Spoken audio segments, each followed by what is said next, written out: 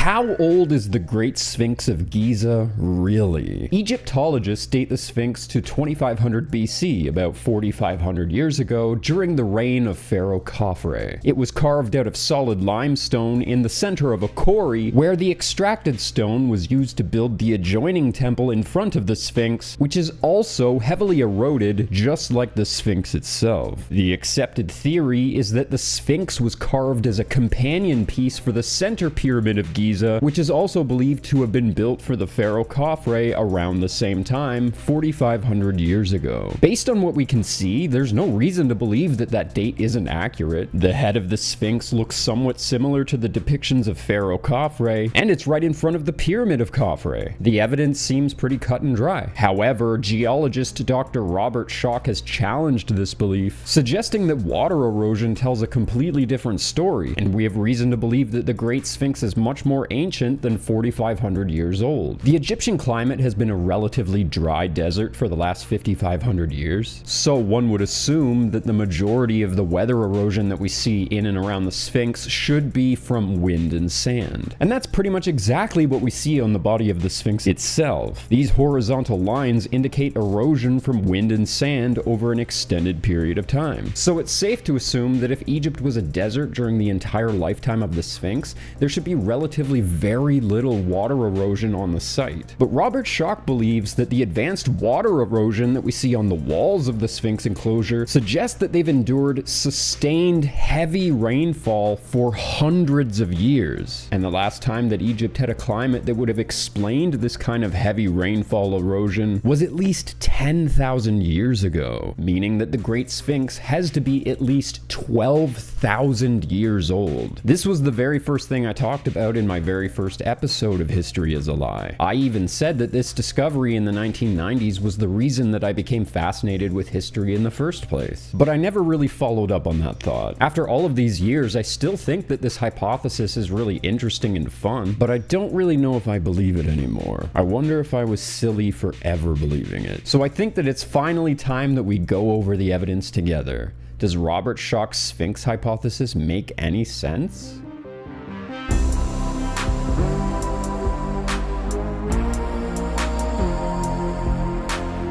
Archaeologists do not use erosion as an indicator to decide how old an artifact is. I know that that sounds counterintuitive, and it might even create some blind spots for dating ancient sites, but archaeologists generally do not need to use erosion as a metric for dating ancient sites. The truth is that no matter how confident we can be about the general weather patterns of any given time period, we can never actually know for sure exactly what kind of weather conditions a region endured over the millennia. Nor can we confidently infer the kind of erosion that we believe we should see on an artifact based on the weather conditions that it endured, especially when those sites were abandoned for thousands of years. In fact, archaeologists are usually much more surprised when an ancient artifact is well preserved than they are surprised when it's heavily eroded. Erosion is normal, we expect to see erosion, and limestone is a soft, porous rock. Some types of limestone erode very quickly and easily. In fact, it's not really that surprising to see limestone structures and monuments completely erode into dust over thousands of years. There are no perfect rules on how we should expect to see something erode over a given time period. And just because the Sahara is a desert doesn't mean it's not subject to the occasional heavy rainfall or flash flood for that matter. It does rain in Egypt sometimes. A dried out block of limestone can be very brittle, and when limestone is extremely dry, it only takes a small amount of rain for it to erode. Historically, northern Africa has not always been a dry climate. Every 10,000 years or so, the tilt of the earth changes just enough in the summertime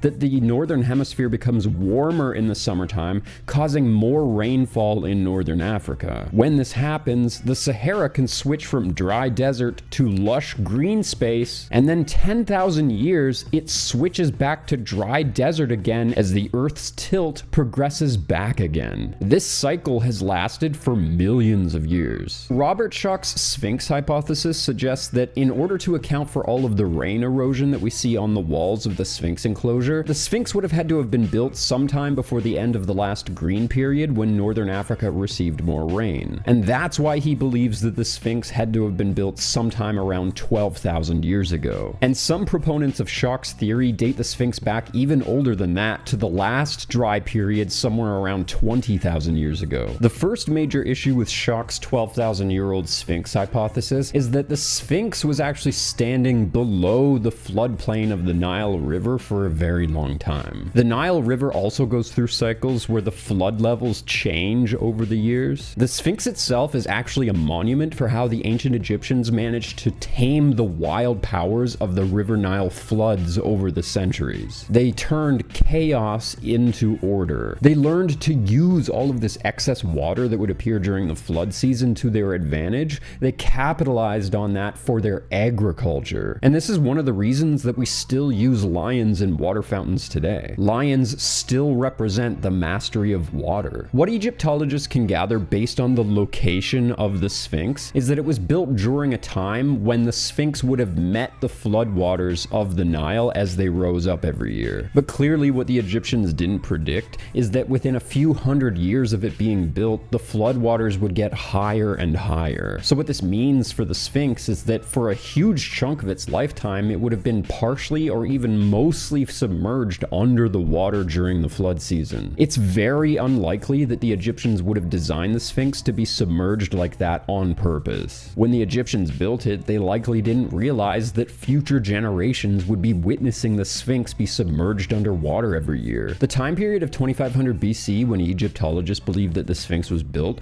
places it at nearly the perfect elevation to avoid being flooded by the Nile every year. Any earlier than that, and the Sphinx wouldn't meet the floodwaters in the summer, and any later than that, the Sphinx would be submerged under the water. These annual Nile floods would have contributed to the water erosion that we see on the walls around the Sphinx. It would even explain why we see more water erosion on the walls around the enclosure than we do on the Sphinx itself. This erosion was likely not caused entirely by rainfall. It could have also been caused by enduring these annual floods, which could have seen water pouring over the edges of the walls. So the annual cycle for this limestone would likely be that it would get extremely dry and brittle after baking in the sun all year, and then in the summer it would get extremely wet and absorb a bunch of water that had poured over the edges during the flood season. And then after the floodwaters receded, the limestone would dry out again. Remember, Schoch's argument is that we can tell that the Sphinx is 12,000 years old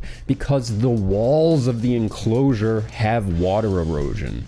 That's their argument. The Sphinx is 12,000 years old because the walls have erosion. But if that's the case, then why is it that we do not see similar water erosion on the Sphinx as well? Somebody explain the logic of that to me. Why is it that we can say that the Sphinx is 12,000 years old because the walls have eroded, but we don't see similar erosion on that Sphinx? Why is it that the Sphinx only has wind erosion? Since we believe that the Sphinx enclosure is a small quarry that dates back to the same time that they built the Pyramid of Khafre, let's look at another quarry where they actually extracted rock, a quarry that is also from 4,500 years ago. This quarry has identical weathering and erosion as the body of the Sphinx. This quarry is further proof that the Sphinx was built at the same time as the Pyramid of Khafre. There's no rain erosion on these walls. Whenever archaeologists try to point this out, alternative historians don't seem to understand what they're saying, and it's kind of hard to articulate, so I understand. If the erosion that we see on the walls of the Sphinx enclosure are caused exclusively by rainfall, then that means that we should also be seeing that exact same rainfall erosion on the body of the Sphinx itself,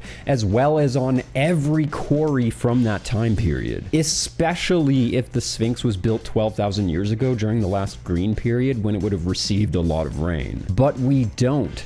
we only see that type of water erosion on this particular quarry wall. So that probably means that something unique happened here. Now, I understand that Robert Schoch is an expert in geology, and I am not. But there are other fields of geology that have different understandings of rock behavior, and other geologists have given their opinion on Schoch's rainfall hypothesis. Like I said, limestone can absorb water, but it doesn't stay trapped in the limestone forever, obviously. When the water evaporates out of the limestone, it will exfoliate the stone. This evaporation and exfoliation process will also cause limestone to erode. So, water pouring over and absorbing into limestone will erode limestone, as well as water evaporating out and exfoliating limestone will erode limestone. So if the walls of the Sphinx enclosure are getting wet every year from floodwaters pouring into the enclosure, and then they're getting dried out again and exfoliating every year during the dry season, that process will also cause significant erosion over hundreds of years, simply from the waters drying out and exfoliating the stone. People who don't really understand what limestone erosion looks like will often use the Pyramid of Khafre as a reference for how eroded they believe that the Sphinx should be if it's the same age as the pyramid. They'll point out that the limestone of the Pyramid of Khafre is eroded a lot less than the Sphinx. They believe that this is an indication that the Sphinx is much older than the pyramids. But what you need to remember is that the pyramids used to have a layer of polished stone on the exterior that protected those inner blocks from erosion. You can still see the remnants of some of these polished stones at the top of the Pyramid of Khafre. This layer of polished stones would have protected the square limestone blocks that we see today from weathering for the majority of the lifetime of the pyramids. These limestone blocks avoided thousands of years of weathering because of this. So the weathering that we see on the exterior of the pyramids today is not going to match the erosion that we see on anything else on the Giza plateau, because these stones were only really exposed relatively recently when locals took them off of the pyramid to create other constructions. If you want a better reference for the kind of erosion that we should see on the Sphinx today, just look at the condition of the Sphinx temple. This temple was also built around the same time as the Sphinx out of limestone from the same bedrock as the Sphinx. Its condition is essentially identical to the Sphinx. This is what a 4,500-year-old limestone structure should look like. If we're being honest here, after 4,500 years of being exposed to the elements, it's a miracle that the Great Sphinx has been as well preserved as it has. We shouldn't be asking, how has the Sphinx eroded this much? What we should be asking is, how has the Great Sphinx not eroded into dust by now? At this point, I find it harder to believe that a 12,000-year-old structure made of limestone could have lasted this long than it is to believe that a 4,500-year-old limestone structure could have eroded a little bit quicker than we expected. I don't really think that a 12,000-year-old limestone structure could last this long. It would be essentially unrecognizable by this point. So the Great Sphinx actually did have a small amount of vertical erosion on its body that was visible after it was first excavated in the 1800s. It was right behind the shoulder here. This does suggest some rain erosion on the body of the Sphinx. And you can't see this today because it would have been repaired by one of the more modern renovations of the Sphinx. They've actually renovated the Sphinx several times since it was fully uncovered in the 1920s and 30s. In 2006, they used concrete to reinforce the legs, for example, but also the ancient Egyptians restored the Sphinx at least once, but probably more often than that. But my point is that the water erosion that we see on the body of the Sphinx is still a lot less than the water erosion that we see on the enclosure. Again, indicating that it was probably not exclusively rainfall that was causing this water erosion on the walls of the enclosure. The very first historical mention of the Great Sphinx is on the Dream Stela. The Dream Stela tells a story of Thutmose IV, who had a dream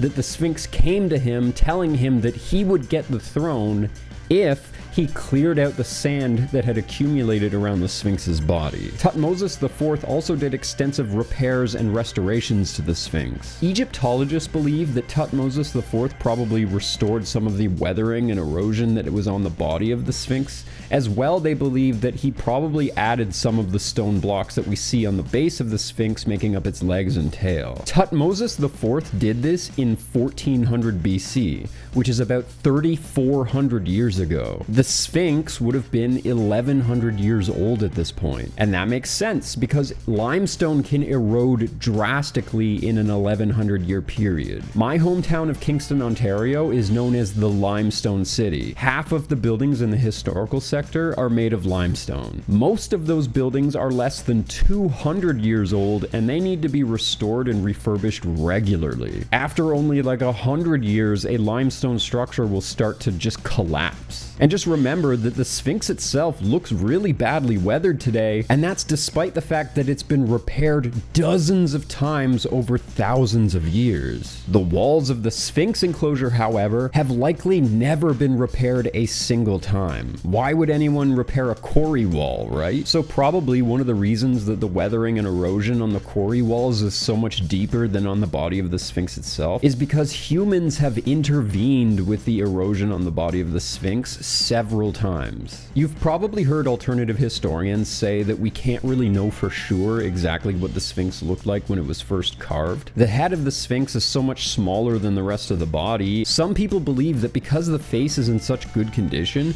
that the head was a later addition to the Sphinx. I have to agree that it's true that the head looks younger than the rest of the Sphinx. But there is a really good natural explanation for how the face remained so well preserved compared to the rest of the body. Limestone forms under the water, and it's comprised mostly of the remains of deceased sea life that have been compressed under the pressure of the water. Limestone also forms in layers, and the quality of each layer depends on the quality of the sea life that makes up each layer, as well as the quality of the water during the time that the stone formed. The limestone at the bottom of the Sphinx is somewhat medium or average density. Then the limestone that makes up the neck is the most brittle, because the ocean was actually fairly acidic when this part of the limestone formed. The neck was easily the most eroded part of the Sphinx when it was excavated. Then the limestone that makes up the head and the face of the Sphinx is actually the densest limestone, meaning the head of the Sphinx is naturally more resistant to erosion. Let's talk about the layout of the entire Giza Plateau. It's not impossible that the Sphinx was built first 12,000 years ago, and then the pyramids were built later to align with the Sphinx, but that really complicates things. If that were true, it would require basically a miracle or really good forethought and planning from the ancient Egyptians. If you want to argue that the Pyramid of Khafre was built thousands of years after the Sphinx to perfectly line up behind the Sphinx to create some sort of an aesthetic, then what about the first pyramid that they built, the Pyramid of Khufu, the Great Pyramid? The Pyramid of Khafre was built after the Pyramid of Khufu. If the Sphinx was built first, then how is it that the builders of the Pyramid of Khufu knew to build that pyramid far enough north that it would leave enough space for the Pyramid of Khafre to be built behind the Sphinx, as well as leaving enough space to create that alignment with Orion's belt? Like, would they have had that alignment with Orion's belt planned out while they were building the Great Pyramid? I don't think so. It's very unlikely that Khufu even knew that Khafre would want to build a second pyramid right next to his. Think about how the three pyramids line up perfectly with Orion's belt, and the Sphinx lines up perfectly with the Orion Nebula between Orion's legs. It makes so much more sense if the first pyramid, the Great Pyramid of Khufu, was built with no plan for any other pyramids to come later, and then as the other pyramids were being built, the whole alignment with Orion's belt evolved with the construction of the Giza Plateau. It makes more sense if the Pyramid of Khafre was built later along with the Sphinx, creating that aesthetic along the way. I guess you could also argue that the layout of the three pyramids is also contemporary to the Sphinx 12,000 years ago, but for that to be possible, the entire layout of the Giza Plateau would also have to be 12,000 years old. The pyramids themselves, I guess, would not have to be 12,000 years old, but the locations of their foundations would have been set 12,000 years ago for that to work. I mean, some people do believe that the foundations of the three pyramids are reused sites from old monuments that had to be replaced. This only really creates more questions, and it doesn't really offer any satisfactory solutions. But ultimately, the argument that alternative historians use is that the layout of the Giza Plateau is the entire point. The alignment of the three pyramids and the Sphinx with the constellation Orion is the key to everything. They believe that the layout of the Giza Plateau essentially serves as a time capsule pointing to a very specific period of time 12,000 years ago. See, 12,000 years ago was the age of Leo. That means that on the spring equinox every year, during the age of Leo,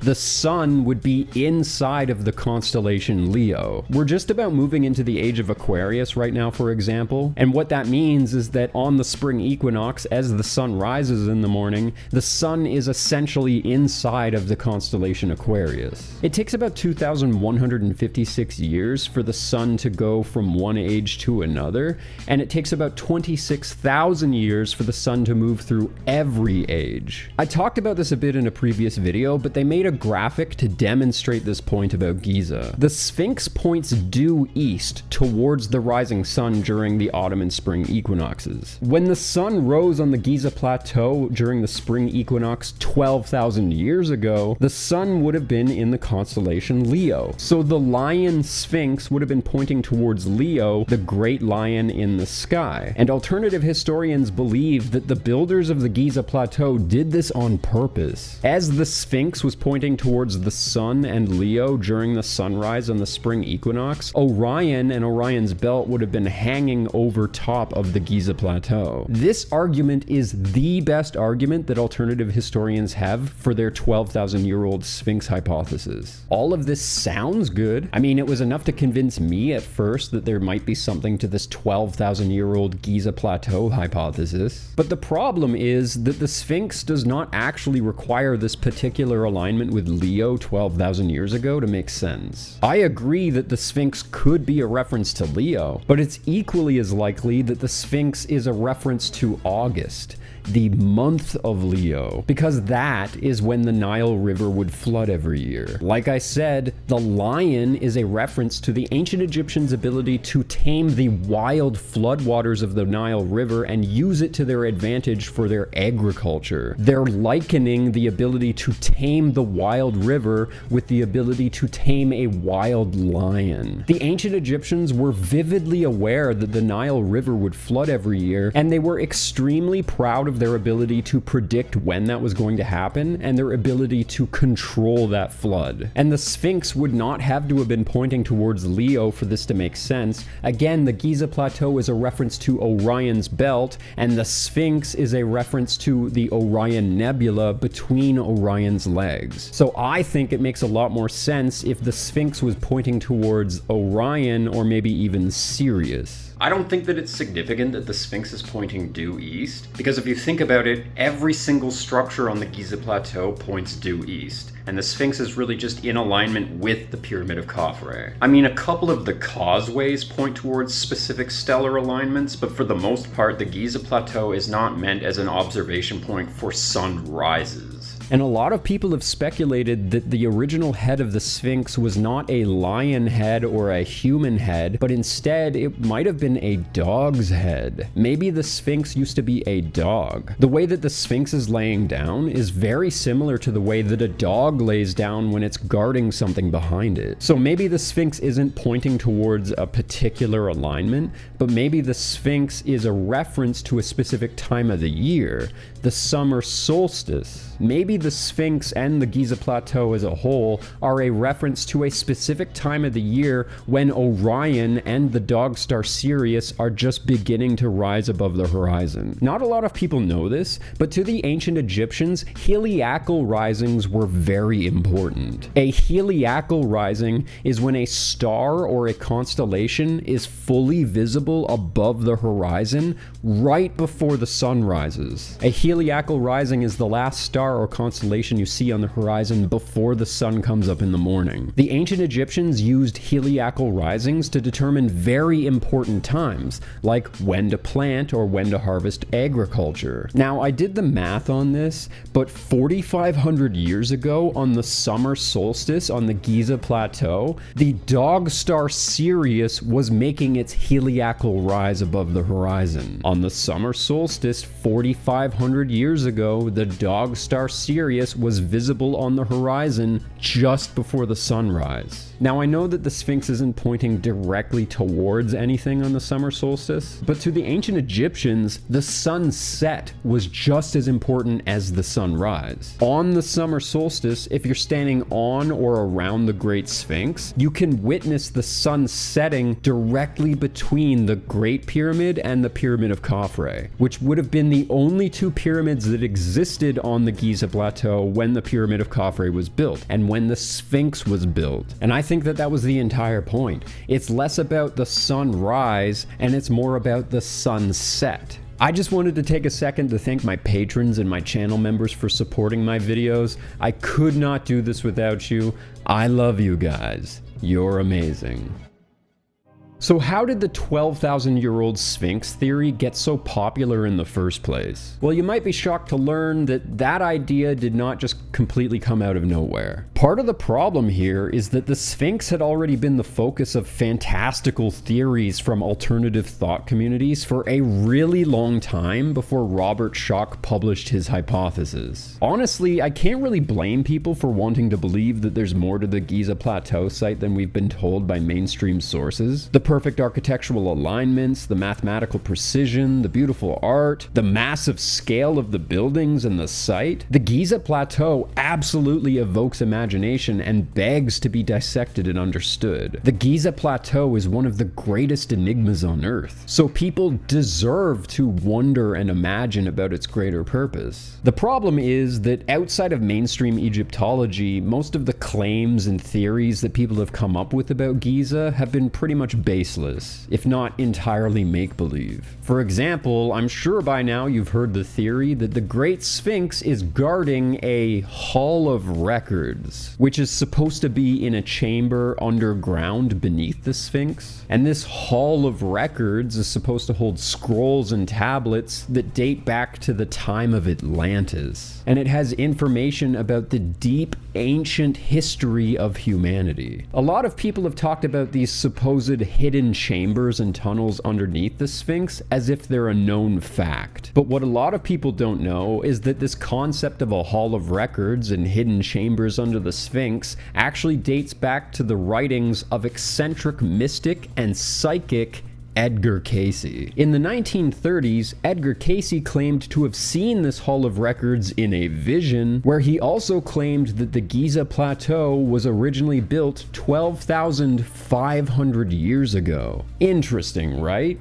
Just about the same time period that Robert Schoch claims that he believes the Great Sphinx was built. I don't think that's a coincidence. Now, sometimes psychics are right. Edgar Cayce did end up making a handful of predictions that turned out to be true. But I don't think that it's totally random that people like Robert Schoch, Graham Hancock, or John Anthony West all also decided that the Great Sphinx has to be about 12,000 years old. I do not believe that they've all individually come to the same conclusion about the Sphinx entirely on their own. I think that they probably already have a bias towards this particular time period because of the root created by Edgar Cayce's psychic predictions. And they might even have an emotional investment in proving this hypothesis true because there are so many people around the world that already believe that this is true. Now, to the people out in internet land who have probably just more recently heard about concepts such as the lost ancient civilization or the idea of a 12,000-year-old Sphinx from sources such as Graham Hancock, you probably were never told that this concept originally came from a self-proclaimed psychic who claimed to channel this information from one of his own previous lifetimes. The 12,000-year-old Sphinx concept literally comes from the New Age community. This is New Age doctrine.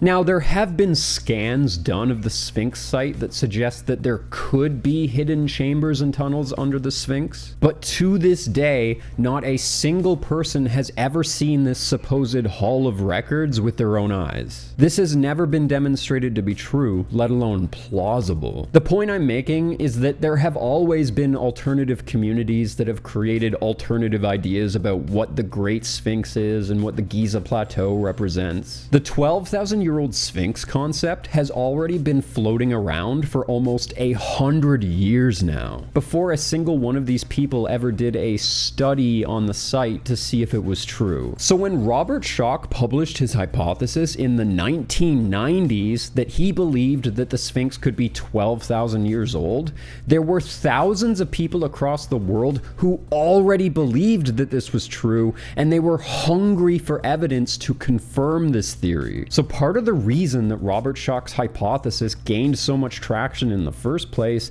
is because it was confirming the already long-held bias that multiple alternative thought communities had believed for a very long time. But this is what you need to understand about most alternative historians and alternative archaeologists. This is how most of them operate. Most of them come into the game with already long-held beliefs and biases, and all they're really trying to do is find evidence that helps confirm that pre-established belief. They rarely do any of their own research or studies, and they rarely accept any of the evidence that real archaeologists present about our past. I'm not necessarily accusing Robert Schoch of pandering to the New Age community, but it's important to remember that when he released his hypothesis, that he was singing to a choir of true believers. I don't think that Edgar Cayce's hypothesis about the Hall of Records under the Sphinx makes very much sense, and I think that it shows that he didn't actually do very much research on the Giza plateau. I mean, obviously he hadn't. Edgar Cayce claimed to get his information by channeling it from one of his own previous lifetimes. If Edgar Cayce had done his research, he would have seen that where the Sphinx was built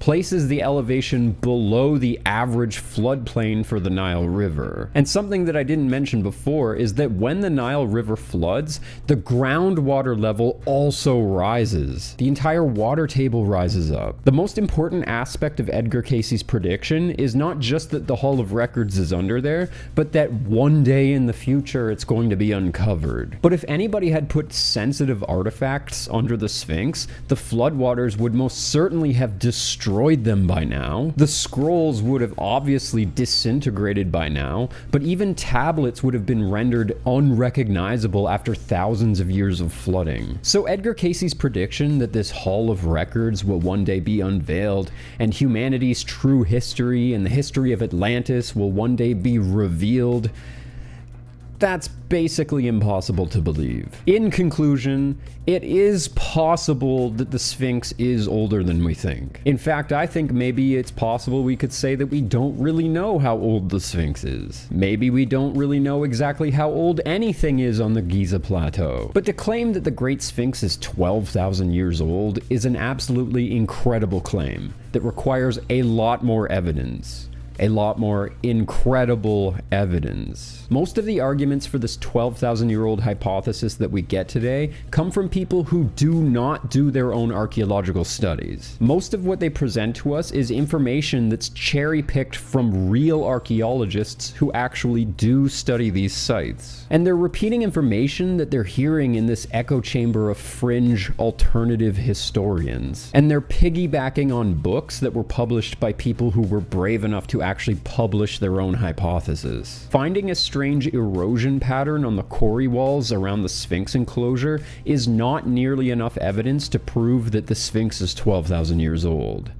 Period. But tell me what you guys think. Could the Sphinx actually be older than Egyptologists believe? Is there a Hall of Records hidden under the legs of the Sphinx? Or is the alternative history community simply trying to find information that confirms their already held bias? Let me know in the comments below. Thank you for watching.